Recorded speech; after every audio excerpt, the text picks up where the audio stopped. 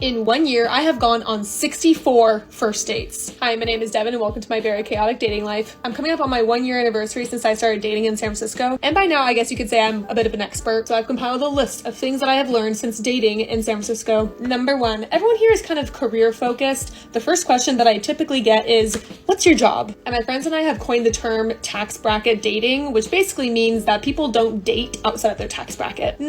This is just so shocking. I mean, I must just be so monumentally naive.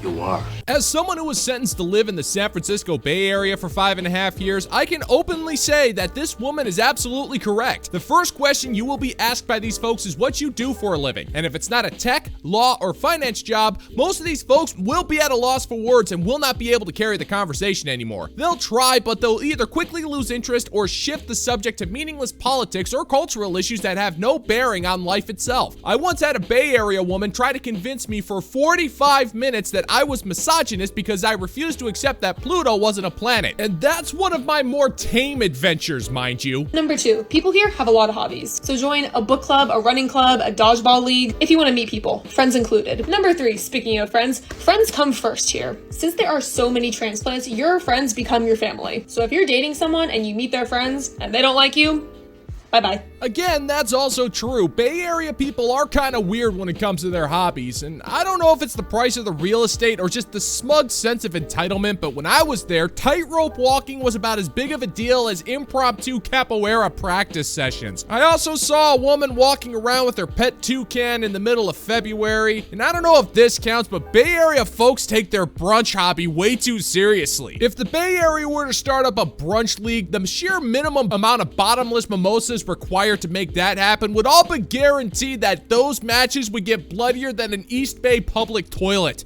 Number 4, San Francisco is a very small city. How small, you may ask? 2 guys that I dated ended up being best childhood friends. And I can't go to my gym in the morning because that's when 2 of my exes go. That's nothing to be proud of, Rusty. Well, she's not exactly wrong. San Francisco isn't nearly as big as it sounds. In fact, it's packed in tighter than a row of porta-johns at a hippie music festival, which actually explains the smell of the city now that I think about it. And that's impressive when you consider that everything is built into a series of extremely steep hills. So I guess when you live on top of a steep hill, that would explain your high and mighty attitude. But to add on to my point, woman, you just described 4 exes you had while going out on 64 dates in a 52-week period. And even though you most certainly are a soulless harlot, it's pretty average for the typical Bay Area person because the body counts in San Francisco are hyperinflated to match the hyperinflated rent prices. But let's leave this on a high note, shall we? People in San Francisco are pretty open-minded. Like, I can't tell you the amount of times that I've run into open couples. So I guess you could say we're a pretty fluid city, which is a good and a bad thing. There's a lot more stuff that I've learned, but honestly, none of it's really positive. And I want to try to be more positive because I want to meet someone nice. Good luck.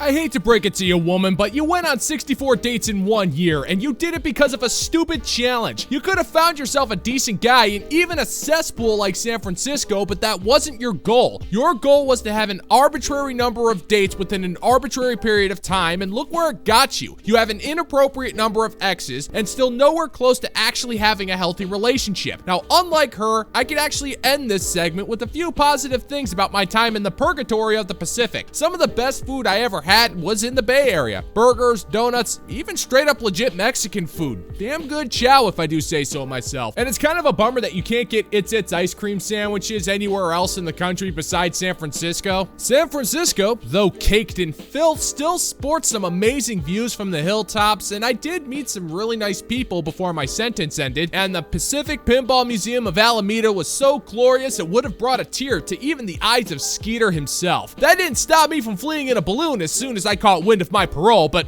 let's just face it, that's common sense. I think that it's sexist that they have such large opinions on the fact that makeup is deceptive. It's sexist for men to have large opinions on makeup. Why? How is it sexist? Don't you have a rather large opinion on a man's height? Yeah. Yeah? So it's the same sexist? thing. Yeah. It's literally the same exact sexist. thing. Oh no, I think this is like a debate that's been going on for like a really long time. Shut up! This is totally different! No, this isn't an argument that's been happening for a long time. There are men out there who do like a little makeup and some don't. But one thing we've all agreed upon is, for the most part, when you're caking a pound of makeup on your face, we're gonna start acting like old school gumshoes and wondering what you're hiding underneath all those chemicals. It's not sexist, it's personal preference. But it's totally sexist for you to judge a man's worth based purely on his height. But because you're packing a tainted slime basket of gruesome torture in between your legs, then it's a different story when you think that way because, crap. Where are my notes? Here we go. Hang on. What day is it? Okay, so the excuse would be because of your astrological sign. God, that's a stupid reason. And I think that the fact that men just won't let women be and like do what makes them happy, and that they get so pissed off that a woman doesn't look like how she actually looks. First of all, I think that is superficial. And I'm not saying that it's bad because I'm also superficial, but Like having a preference about a man's height, they can't control that. But men having a preference about how much makeup you wear, you can control that. You know that. Of course I do, sir. Everybody knows that. Of course we do, sir. Modern women are notorious for thinking that they can be smart when presented the opportunity, but they lack the dignity, the self-awareness, and basic foresight to realize that they have no argument. When this happens, it's not uncommon for all of the other modern women to join in unwavering solidarity by forming a gigantic feminist megatron of sorts to support an argument no matter how ludicrous it might sound. Now imagine saying something so moronic that even members of the feminist hive mind will distance themselves from the subject at hand. It's pretty embarrassing, and to be honest, I'm kind of surprised this chick didn't try to put on a pair of glasses to at least appear more intelligent, because appearances are all you got at the moment, lady. But soon enough, you won't even have that. Okay, here's why dating is so much harder for a woman than a man. In heterosexual relationships, the older I get, the more that I realize that the difference between women and men when they date is tied to the fact that women don't feel like they deserve the partner they want, because they haven't lost that elusive 5 pounds or climbed the corporate ladder high enough or done enough yoga to become so zen that they don't react to a Chad's bad behavior and instead go do more yoga, because bending ourselves into a meditative pretzel is somehow going to solve the fact that we're single and frustrated about being single.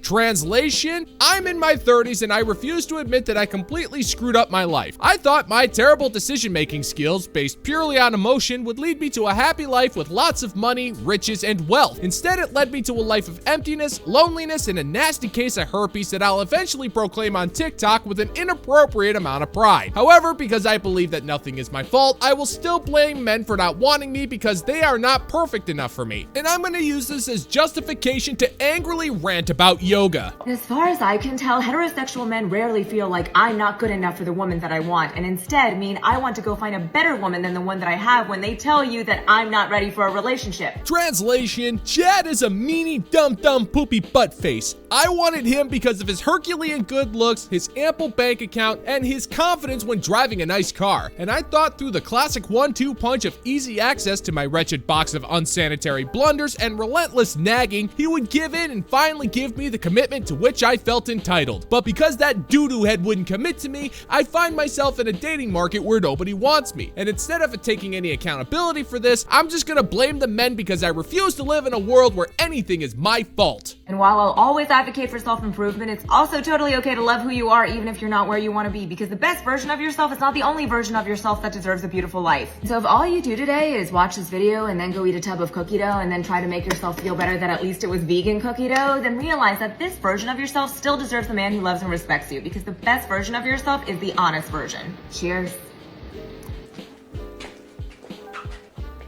Ridiculous.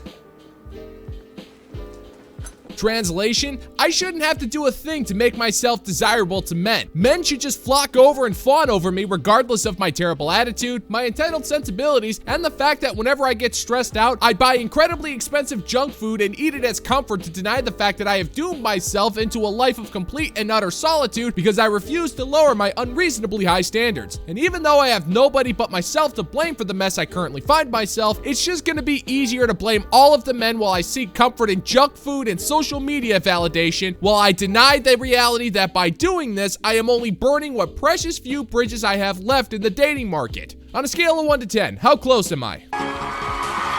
10. Why are women so welcoming of gay men, but when women talk about straight men, guys are dogs, creeps, perverts, pedophiles, predators, and incels? The way people think about men is because they've been terrible forever. That's racist! So we're just gonna keep thinking that they're terrible the more they do terrible things. Man, that's just mean. That's mean, man. Terrible things, eh? So tell me something. Did a terrible man shove all that metal on your face? And did you pay that terrible man? And well, whatever he charged you, I hope it was triple for having to deal with your idiocy. I think it's interesting that the first thing you do when presented with a perfectly reasonable and logical question is to immediately go into an emotionally irrational argument that all men are responsible for all of the atrocities across the globe. As if women and children have never done anything terrible on their own, but for some reason, straight men, who have been around for countless centuries, are all of a sudden the spawn of all evil because of an imaginary system of discrimination you tell yourself so you can somehow justify your inability to pay your own rent. A lot of women have been hurt by a lot of so-called straight men, and vice versa. A lot of men have been, hurt by a lot of women. So I don't know if gay men appear to be less threatening to women. I'm also not scared of gay men. Yeah, like gay men just like, they feel so comforting and like people talking, they say, huh? What are you talking about? I don't know. I think a lot of women have been wronged by like straight men, and so I think when they see gay men, they see it as like a different type of man, and they're like, oh my god, I love you, like you're so nice to me, like majority of the time. And you get a reaction from people who say, huh? What are you talking about? Oh god, lady, just admit it. You want a gay man because you want the presence of a man but the femininity of a lady who will shower you with attention and validation but won't try to sleep with you. You want a stereotypical gay bestie because you get showered with unreasonable amounts of attention, and this is only something that works for women. If a man were to get wronged or hurt by a straight woman, we don't blame all of womankind for the fact that one woman hurt us, and we certainly don't go looking for a lesbian bestie because, well, they're lesbians. Most of them hate us anyway, and it's completely unfair for you to go and hate on all of us for a few of your bad experiences, especially when you go out of your way to ignore 80% of men for the most part, only for you to notice us when you need to spit out some venom over something that isn't even our fault. Gay men understand that women experience a lot of bullshit from straight men, so it's kind of one and the same when gay men and straight women shit on straight men. It's because straight men kind of suck. You know something? You suck. No, you're wrong. Straight men don't suck. It's your taste in straight men that sucks. I'd say a respectable chunk of men don't really go around looking for trouble. I'd even be so bold to go and say that none of us actually want to hurt anybody. We just want to live quietly, maybe find a nice lady, settle down and do the whole family thing, but you went ahead and took that ship and sailed it straight into the hurricane. The problem is that thanks to a combination of your terrible judge of character, your entitled attitude, and that you get all of your information from tweets posted by Chinese AI chatbots, you're convinced that we're all somehow spawns of Satan. Well, we're not, but it's not like you'll ever find out because you're too stupid to realize that airing out your ignorant opinions on social media has some consequences. But that's fine. We stopped caring about you years ago because what you think doesn't matter to a single person on this planet. And that's because you're a toxic, hateful little wretch. And according to the 20 straight men who know you intimately, the only useful thing about you is how much you do in fact suck.